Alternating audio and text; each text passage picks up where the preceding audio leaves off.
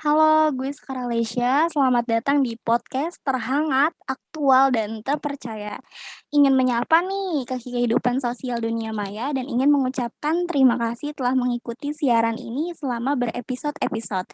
Thank you ya yang udah ikut jadi bagian dari siaran ini. Bisa kita lihat dari judulnya, timbul asumsi-asumsi mengenai PCR yang turun. Tapi sebenarnya ini adalah rangkaian dari sejumlah kejadian belakangan ini.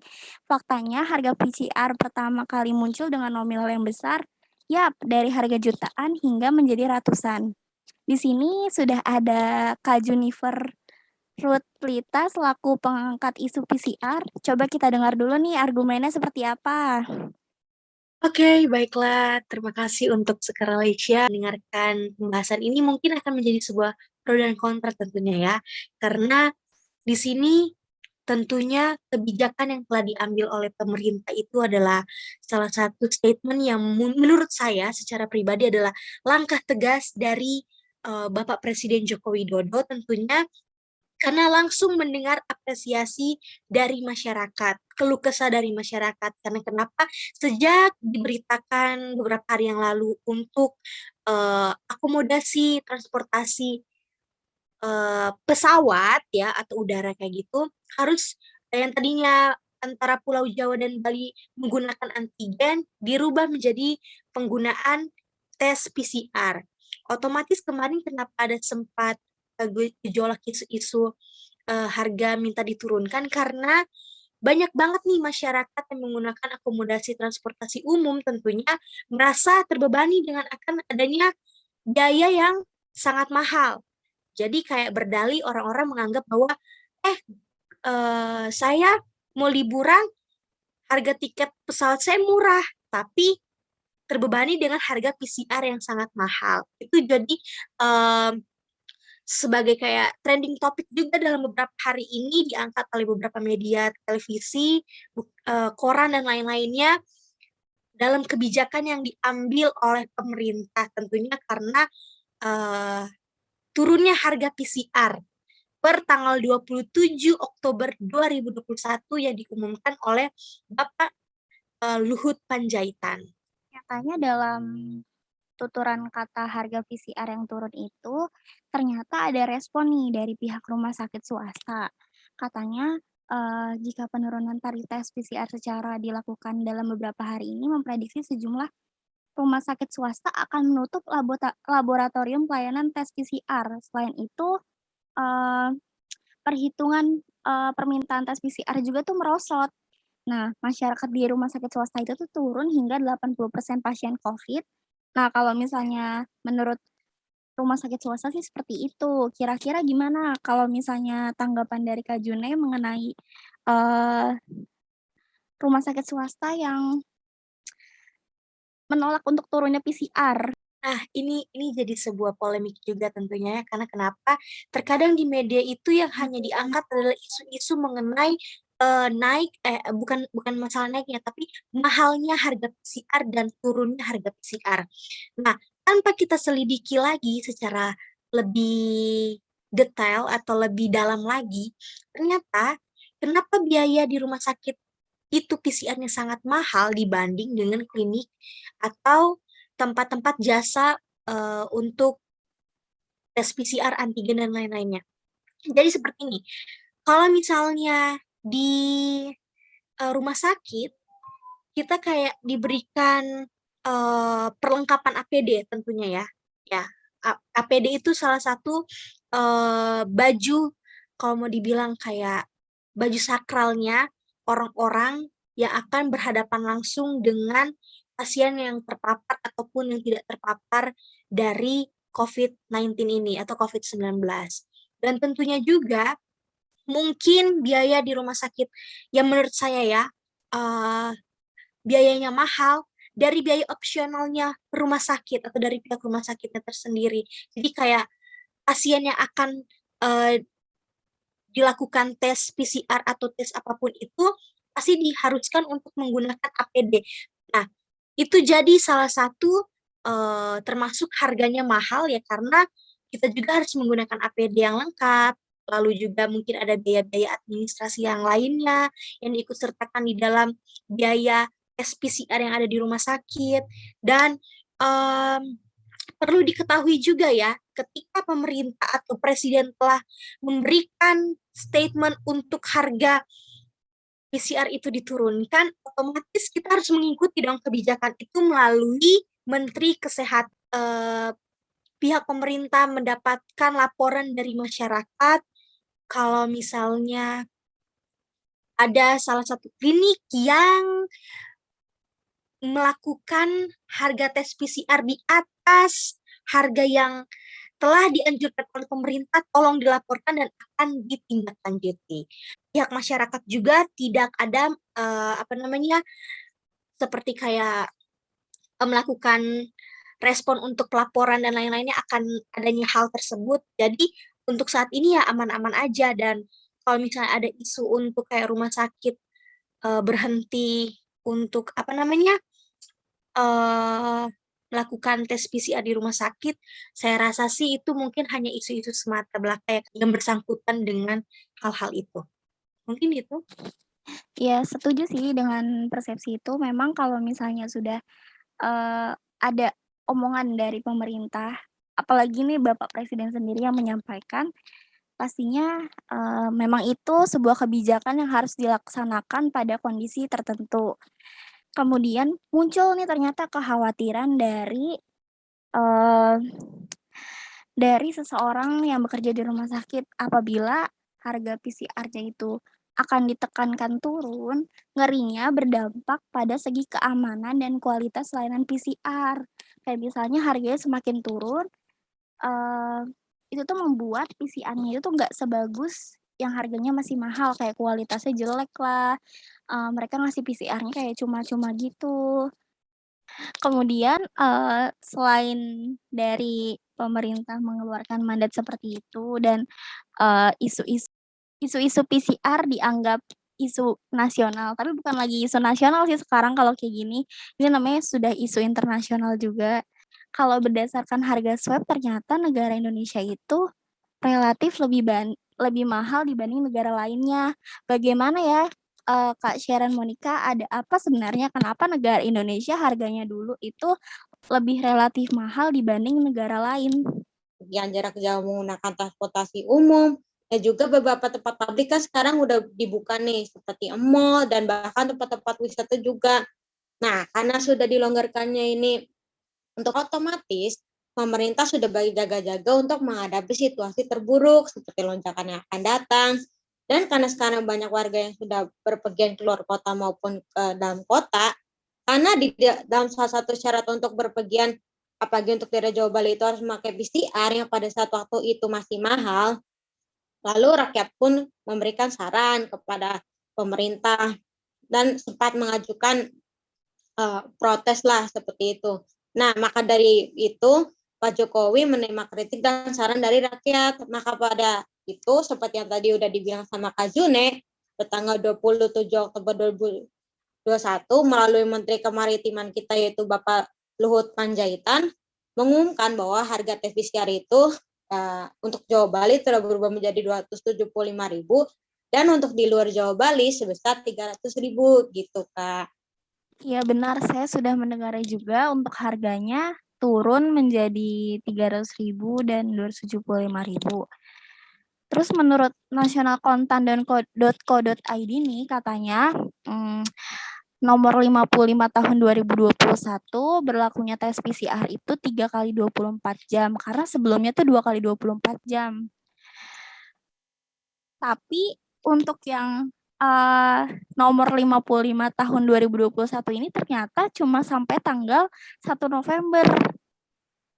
Malah pernah waktu itu kan, kalau nggak salah ya, malah ada loh yang 1 kali 24 jam dan akhirnya ketika akan melakukan penerbangan pada besoknya tuh bisa tidak berlaku malahan. Karena kenapa? Biasanya itu juga kesalahan dari pemerintah dalam kebijakan ini juga.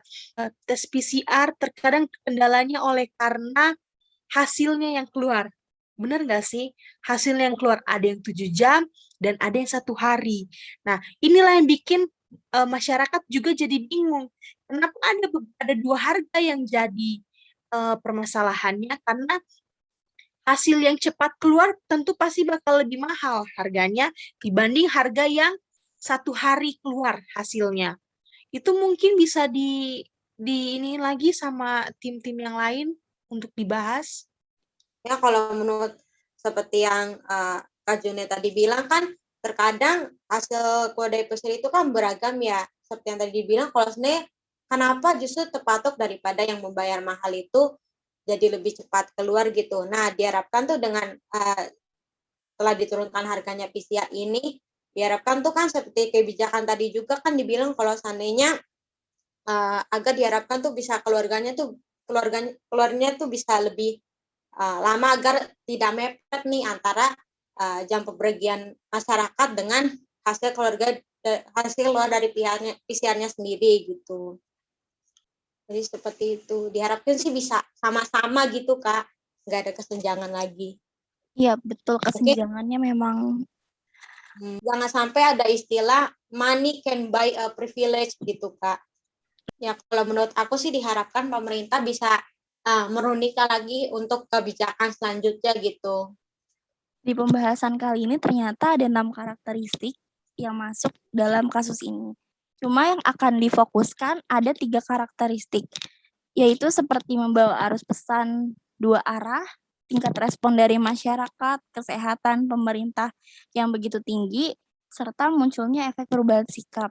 Kira-kira bagaimana karakteristik ini terjadi? Elvia Septi bisa bicara? Halo Kak, denger kan aku? Ya, udah masuk. Kalau dari tingkat umpan balik yang terjadi tinggi itu dampaknya lebih luas. Bukan hanya dirasakan oleh industri penerbangan, tapi juga kepada kegiatan sosial ekonomi nasional. Nah, kalau untuk efek yang mungkin terjadi pada perubahan sikap itu, kayak kalau ke masyarakat tuh seneng sih, karena kan hasil tes PCR itu kan akuratnya lebih tinggi, keakuratannya itu lebih tinggi. Tapi kita juga harus berpartisipasi, terus memantau juga gimana prakteknya, terus harga PCR di lapangan untuk memberantas oknum nakal. Karena pemerintah kan udah meresmikan menurunkan harga PCR, jadi nggak ada alasan untuk tes PCR yang tidak wajar dan melebihi standar pemerintah. Kalau misalnya dari yang membawa arus pesan yang 2 arah itu seperti apa ya kira-kira? Kalau arus pesan yang cenderung 2 arah itu kayak kayak ketua harian Serikat Karyawan Garuda gitu, Kak.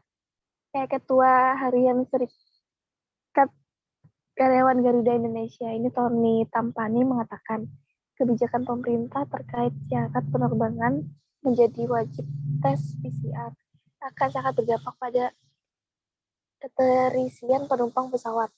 Nah, karena itu makanya harga tes PCR terbilang mahal dan akan memberatkan penumpang. Setelah dari karakteristik, ternyata apa yang dipaparkan itu memunculkan perbedaan respon yang ada. Ada yang baik responnya dari masyarakat, kesehatan, dan pemerintah. Ada juga yang responnya buruk. Tetapi mereka sama-sama punya alasan yang logis untuk membawa isu PCR ini bukan hanya sekedar isu biasa, melainkan sudah isu yang sampai mendunia.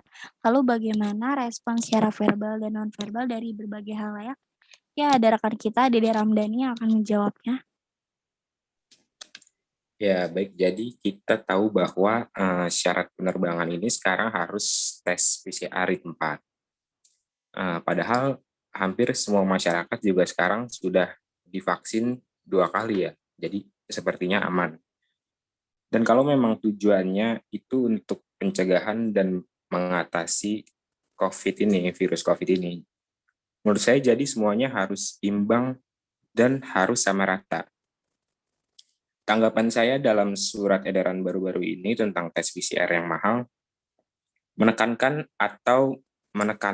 pada transportasi udara saja untuk PCR penerbangan Jawa dan Bali.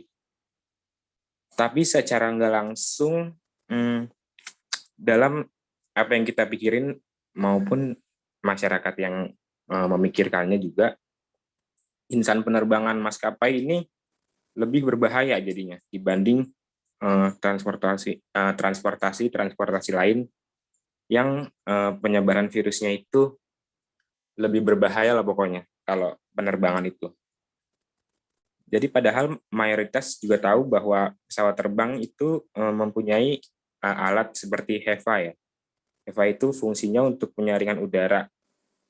Dan dari kabin pesawat juga banyak ventilasi udara yang seharusnya memfilter udara. Ataupun dari pramugari pasti ada himbauan untuk selalu memakai masker dan berjaga jarak, itu udah pasti ya. Nah, mungkin di situ komunikasi verbalnya di situ. Lalu kalau memang ada yang melanggar aturan-aturan dalam pasca COVID ini saat penerbangan, seperti saling berdekatan atau memakai masker yang nggak wajar, kayak sengaja ditarik gitu sehingga hidungnya tidak tertutup, maka pasti akan ada teguran dari petugas pesawat maupun pramugarinya. Nah, di situ mungkin komunikasi non-verbalnya ya. Lalu pertanyaan ini, mengapa tes PCR ini masih mahal ya untuk transportasi udara yang pengamanannya itu seperti itu. Bahkan transportasi lain seperti angkutan umum yang lebih dominan mudah terpapar COVID, itu nggak diperhatikan. Mengapa dominan? Karena ketahanan maupun keamanan pada transportasi tersebut sangat rendah gitu, sangat rentan lah pokoknya. Jadi seperti itu Kak Ales. Sedikit tambahan juga, kalau misalkan emang isu ini terus berlanjut, akan ada apa ya, kayak bahaya peningkatan level PPKM. Jadi harus buru-buru diinterogasi, takutnya ada mafia di balik ini semua gitu. Takutnya ntar ada mafia. Ya naik sepeda motor juga harus PCR lagi kan? Nah, itu juga yang jadi polemik sekarang ya, karena banyak banget simpang siur berita mengenai PCR turun, dan akhirnya tadi juga saya mendengar dari salah satu stasiun TV, ternyata kebijakan pemerintah berubah lagi, karena sekarang yang tadinya kemarin ya, kita dibolak-balikan dengan sesuatu yang kadang melibatkan masyarakat dan mempersulit masyarakat juga. Jadi contohnya kayak kemarin sempat kan dari antigen pindah ke PCR, dan sekarang untuk penerbangan Jawa dan Bali sudah bisa menggunakan antigen lagi. Itu kan menjadi sebagai perdebatan besar ya di negara kita ini, karena sensibilisasi untuk dalam penanganan seperti ini kayak masih kurang apa ya, kalau mau dibilang kurang memadahi lah maksudnya, karena sempat simpang siur dan tidak 100% berjalan dengan baik sih menurut saya, karena masih banyak banget kekurangan dan kelebihannya. Setelah mendengar berbagai pemaparan dari Kak Jun, dari Kak Sharon, dari Kak Septi, dan Kak Dede, bisa kita tarik kesimpulan loh, yaitu kita sepakat bahwa PCR 275 untuk Pulau Jawa dan Bali, serta 300.000 untuk di luar Pulau Jawa dan Bali itu banyak mendapat respon yang baik dari khalayak. Kemudian untuk karakteristiknya sendiri, dari 3 karakteristik tadi itu seperti arus pesan yang bersifat dua arah, yaitu benar, umpan balik yang sangat tinggi, serta efek yang muncul adalah perubahan sikap. Kemudian untuk pesan verbal yang didapat juga mengenai himbauan pemakaian masker dan jaga jarak, dan juga untuk pesan non verbalnya itu seperti adanya teguran ketika melanggar sebuah peraturan. Demikian diskusi terhangat aktual dan terpercaya kami. Sampai jumpa di next episode. Terima kasih.